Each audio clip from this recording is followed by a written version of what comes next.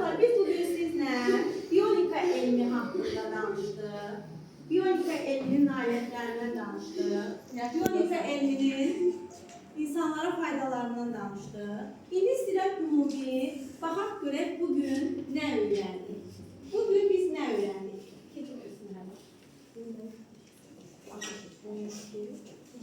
Yox. Ay dostlar. Bugün biz nə öyrəndik? Uşaqlar, hər kəs öyrəndiklərindən bir cümlə ilə nəyisə ifadə edə bilər. Kimdən soruşaq? Buyur. Biyonika elminin nə olduğunu öyrəndik. Biyonika nə oldu uşaqlar? Biyonika nə deməkdir? Biyonika nə deməkdir? Biyonika nə oldu? Deyə bilərsiniz.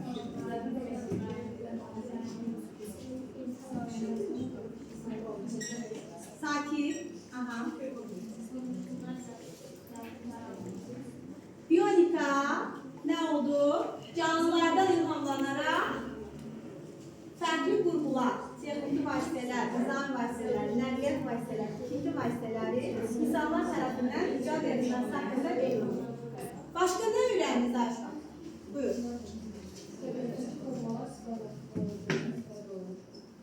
Bir də bir. Təbiətdəki formalar dizayn və texnologiyalarda istifadə olunur. Başqa nə öyrəndiniz? Şimdi ya. Biz təbiətdən ilhamlanarak yeni ideyalar kəşf etdik və rəsmlər sayılır. Aha, düzdür. Şəkilləriniz burada qəşəngdir. Bir də ki, bölgənin vacibli həyatımızdakı mühüm rolunu öyrəndik ki, insan bədənlərinin, yəni insanlarda və heyvanların qan aparatları olaraq istedikləri həyatımızda kömək edir. Başqa kimsə fikri var? Bugün öyrəndiklərimiz var. İnsanlar insanı yaranarkən təbiətdən ilhamlanır. Bəli, təbiətdən ilhamlanır. Kimsə fikri var? Aha, yarasadan ilhamlanaraq radar istehsal olduğunu öyrəndik. Uşaqlar, əslində biz bugün təbiət texnologiyanın inkişafı üçün, necə bir ilham mənbəyi olduğunu öyrəndik. Əslində, təbiətdə bizim öyrənəcəyimiz çox şeylər var. Biz bugün bütün bunların hamısının fərqində olduq. Və bir müəllim kimi onu deyə bilərəm ki, əslində təbiət ilə özü insanlar üçün ən böyük müəllimdir. Keçək. İndi gəlin qiymətləndirmə aparaq. Bugün biz fərqli suallara cavab verdik, öz işlərimizi təqdim elədik. İndi istəyirəm ki, bir-birimizi qiymətləndirək və baxaq görək ki, bizim işlərimiz necə nəticələndi. Burada görsənizdə yazmaq üçün demək, ideya qrupu,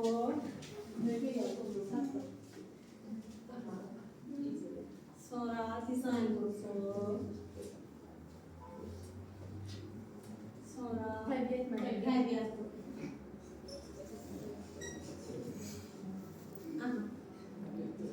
Birinci ideya qrupunu dəyərləndirəcəyik. Uşaqlar, bir sizdən də soruşacağım.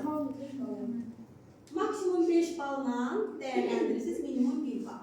Ona uyğun olaraq mən sizə burada suallar verəcəm.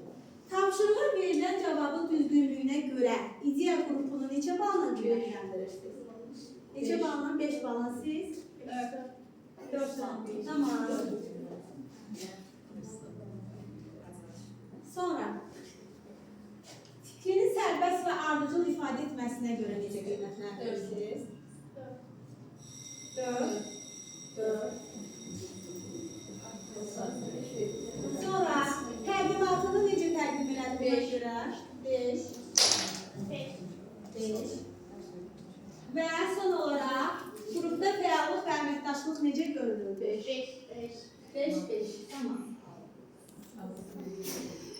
Ümumi kodluyu deyərsiniz. Dizayn qrupunu qiymətləndirək. Dizayn qrupunu tapşırığa verilən cavablarını düzəldir. 5. Tamam. Sonra fikrini sərbəst və ardıcıl ifadə etmək. 4. Tamam.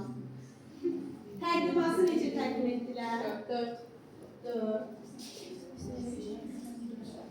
Və qrupda fəallıq və əməkdaşlıq necə gəlir? 5-4. Ballarınızı hesablayın. deyib, sonunda mənə deyər. Təbiət qrupunu qiymətləndirək. 5. 5. Tapşırığa verilən cavabı düzgünlük. Böyle 5'dir. Tamam. Şimdi sərbəst fərqli ifadə etmə. 4. 4, 3. Təqdimat. 5. 5. Qrupda fəallıq və əməkdaşlıq. 5. Sərbi gəldi. 4, 5. 5. Balınızı hesablayın deyin. Fəallığınıza görə mən də sizə bal vermək istəyirəm. Əslində mən ümumi ayırmaq istəmirəm. İçində də 5 bal verirəm. Toplam ballarınızı topladınız. Hər kəsin sağlığı desin. 42 yazın. Mən bir bal verdim. 42 bal. Dizayn qrupu neçə oldu balınız? Neçə? Hesabladınız dizayn qrupu balınızı. 5. Sizin de balınızı neçə oldu?